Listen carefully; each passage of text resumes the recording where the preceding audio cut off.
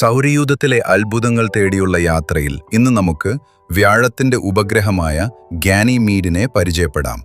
വ്യാഴത്തിന്റെ ഈ ഭീമൻ ഉപഗ്രഹത്തിന് നമ്മുടെ ബുധൻ ഗ്രഹത്തേക്കാൾ വലുപ്പമുണ്ട്. സ്വന്തമായി കാന്തിക മണ്ഡലമുള്ള സൗരയൂഥത്തിലെ ഏക ഉപഗ്രഹമെന്ന പ്രത്യേകതയും ഗാനിമീഡിനുണ്ട്.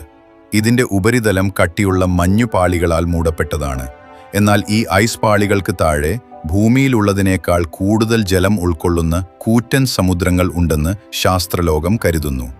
ഹബിൾ ടെലിസ്കോപ്പ് നൽകിയ സൂചനകൾ പ്രകാരം ഇവിടെ നേർത്ത ഓക്സിജന്റെ സാന്നിധ്യവുമുണ്ട്.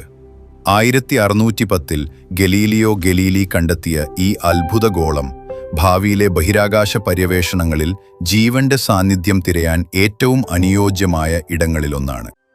കൂടുതൽ വീഡിയോകൾക്കായി ഈ ചാനൽ സബ്സ്ക്രൈബ് ചെയ്യൂ.